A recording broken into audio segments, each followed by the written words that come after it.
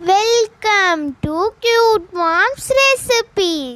அஸ்ஸலாமு அலைக்கும் ஃப்ரெண்ட்ஸ், எல்லோரும் எப்படி இருக்கீங்க? எல்லோரும் நல்லா இருக்கணும்னு இறைவனை வேண்டிக்கிறேன். இன்றைக்கி நம்ம சேனலில் என்ன பார்க்க போகிறோம் அப்படின்னா, மட்டன் தால்ச்சா எப்படி செய்கிறதுன்னு தான் பார்க்க போகிறோம். ரொம்ப ரொம்ப டேஸ்ட்டாக இருக்கும். ஹஜ்ஜி பெருநாள் நெருங்கிடுச்சு, அதனால் இந்த ரெசிபியை நான் அப்லோட் பண்ணியிருக்கேன். வாங்க வீடியோக்குள்ளே போய் பார்க்கலாம். வீடியோக்குள்ளே போகிறதுக்கு முன்னாடி எப்போதும் சொல்கிறதா, நம்ம சேனல் இது வரைக்கும் யாரெல்லாம் சப்ஸ்கிரைப் பண்ணாமல் பார்க்குறீங்களோ அவங்க எல்லாருமே சப்ஸ்கிரைப் பண்ணிவிட்டு பாருங்கள்.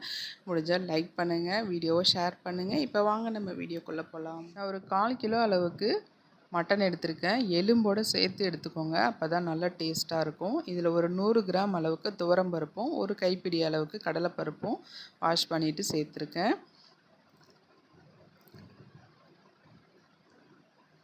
இப்போ இதில் வந்து முழுகிற அளவுக்கு தண்ணி ஊற்றிட்டு கொஞ்சம் மஞ்சத்தூளும் இஞ்சி பூண்டும் சேர்த்து இதை நம்ம வேக வச்சு எடுத்துக்கலாம். உங்களோட பருப்பு வந்து ஒரு விசிலில் வெந்துருச்சு அப்படின்னா நீங்கள் தனித்தனியாக வேக வச்சு எடுத்துக்கோங்க. ஏன்னா தால்ச்சாக்கு வந்து பருப்பு வந்து நல்லா வேகக்கூடாது, குழைய கொஞ்சம் 3/4 வாசி வெந்திருந்தால் போதும், நம்ம கடைஞ்சிக்கலாம். அதை எலும்பு வந்து நல்லா வெந்திருக்கணும், அதனால தான் சொல்கிறேன். இந்த பருப்பு வந்து ஒரு 4-5 விசில் விட்டால் தான் நல்லா வேகும், அதனால தான் நான் 2யும் ஒன்றா போட்டிருக்கேன். உங்களுக்கு எப்படி வேணுமோ அந்த மாதிரி நீங்கள் செஞ்சுக்கோங்க. ஒரு 4-5 விசில் விட்டதுக்கப்புறமா பார்க்கலாம். 4 விசில் விட்டு எடுத்திருக்கேன். இப்போ நான் வந்து உங்களுக்கு எந்த பக்குவத்தில் இருக்கணும் அப்படிங்கிறத காட்டுறேன் பாருங்கள். இந்த மாதிரி இருக்கணும். ஓரளவுக்கு செதில் செதிலாக தெரியுது பாருங்கள் பருப்பு, அந்த அளவுக்கு வெந்தும் இருக்கணும். அதே சமயத்தில் ரொம்ப குலைவாக இருக்கக்கூடாது, இந்த மாதிரி பக்குவத்தில் இருக்கணும். நம்ம தாளிப்பு கொடுத்துடலாம். நான் மண் சட்டி தான் எடுத்திருக்கேன். சன்ஃப்ளவர் ஆயில் தான் ஊற்றிருக்கிறேன். இதில் ஒரு சின்ன துண்டு பட்டை, ஒரு ஏலக்காய், ஒரு கிராம்பு சேர்த்துருக்கேன். இது பொரிஞ்சதுக்கப்புறம் இதில் ஒரு பல்லாரி வெங்காயம், கொஞ்சம் சின்ன வெங்காயம் சேர்த்துருக்கேன். அப்போ தான் நல்லா டேஸ்ட்டாக இருக்கும். ஒரு பச்சை மிளகா காரத்துக்கு சேர்த்துருக்கேன். உங்களுக்கு காரம் அதிகம் வேணும்னா நீங்கள் உங்களுக்கு தகுந்த மாதிரி சேர்த்துக்கோங்க.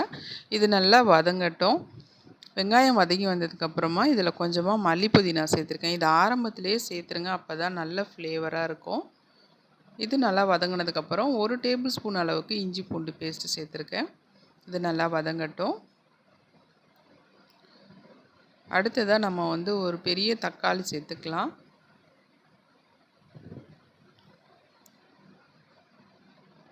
தக்காளி நல்லா மசியட்டும். தால்ச்சாவை பொறுத்த வரைக்கும் பருப்பை வந்து ரொம்ப குழைய வேக வச்சிங்க அப்படின்னா நேரம் ஆக ஆக அப்படியே சுண்டி போன பழைய குழம்பு மாதிரி ஆகிடும். அதனால தான் பருப்பை வந்து கொஞ்சம் 3/4 வாசி நான் வேக வைக்க சொல்கிறேன். இப்போ வந்து ஸ்டவ்வை சிம்மில் வச்சுட்டு 1 டீஸ்பூன் மிளகாய்த்தூள், 1/4 டீஸ்பூன் மஞ்சள் தூள், 1/2 டீஸ்பூன் சீரகத்தூள், 4 டீஸ்பூன் அளவுக்கு மல்லித்தூள் சேர்த்துருக்கேன். மசாலா சேர்க்கும் போது அடுப்பை சிம்மில் வச்சுக்கோங்க. மண் சட்டியாக இருக்கிறதுனால சீக்கிரமே ஹீட் ஆகிடுச்சு எனக்கு. இது நல்லா மசாலா எல்லாமே நல்லா வதங்கட்டும்.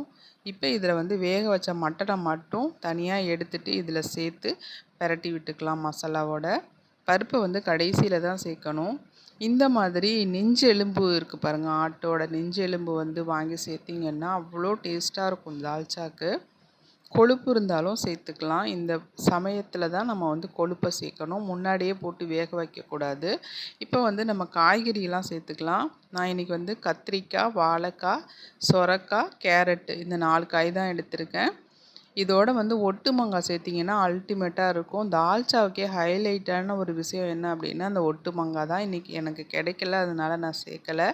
ஒட்டு மாங்காவுக்கு பதிலாக நீங்கள் வேறு மாங்காவும் சேர்த்துக்கலாம், ஆனால் எனக்கு ஒட்டு மாங்காய் தான் ரொம்ப பிடிக்கும். தால்ச்சாவில் வந்து ஒட்டு மாங்காய் சேர்த்தா தான் டேஸ்ட் அந்தளவுக்கு சூப்பராக இருக்கும். இப்போ சொரக்காய் வந்து தண்ணி விடுங்கிறதுனால நான் காய் முழுகிற அளவுக்கு மட்டும் தண்ணி ஊற்றிருக்கேன். தண்ணியை நிறையா ஊற்றிடாதீங்க. இதுக்கு தேவையான உப்பை சேர்த்துட்டு கொஞ்சமாக கரம் மசாலா ஆட் பண்ணிக்கிறேன். இப்போ கலந்து விட்டுட்டு மூடி போட்டு மூடி வச்சிடலாம். காய் நல்லா வேகட்டும். காய் நல்லா வெந்துருச்சு பாருங்கள்.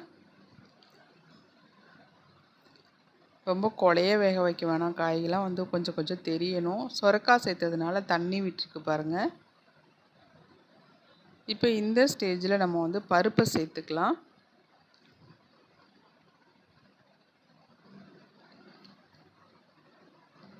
பருப்பை சேர்த்துட்டு ஒரு பெரிய நெல்லிக்காய் சைஸ் அளவுக்கு புளி கரைச்சி வச்சுருக்கேன், அதையும் சேர்த்துக்கலாம். நீங்கள் மாங்காய் சேர்த்திங்கன்னா புளியை வந்து கம்மி பண்ணிக்கோங்க. மாங்காய் சேர்த்து செய்யும்போது சூப்பராக இருக்கும் நான் சொன்ன மாதிரி. ஆனால் எனக்கு இன்றைக்கி மாங்காய் கிடைக்கல. அவ்வளோதாங்க தால்ச்சா. ரொம்ப ரொம்ப சுலபமாக செஞ்சாச்சு பாருங்கள். இது ஒரு நல்ல கொதி வந்ததுக்கப்புறமா நம்ம ஸ்டவ்வை ஆஃப் பண்ண வேண்டியதான். சூப்பரான கல்யாண தால்ச்சா ரெடி ஆகிடுச்சு. இதில் கடைசியாக நம்ம வந்து கருவேப்பிலை போட்டு இறக்கணும். கருவேப்பிலை போடும்போது கொத்தோடு போடுங்க. அப்போ தான் நல்ல வாசனையாக நல்லா டேஸ்ட்டாக இருக்கும். இந்த ரெசிபி உங்களுக்கு பிடிச்சிருந்துச்சுன்னா உங்களுடைய கமெண்ட்ஸை உங்களோட பதிவு பண்ணுங்கள். மீண்டும் ஒரு நல்ல ரெசிபியோடு அடுத்த வீடியோவில் சந்திக்கலாம் இன்ஷா அல்லாஹ்.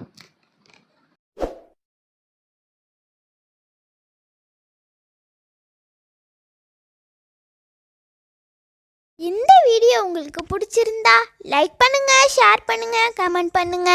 மறக்காம நம்ம சேனலை சப்ஸ்கிரைப் பண்ணிக்கோங்க. தேங்க்ஸ் ஃபார் வாட்சிங்.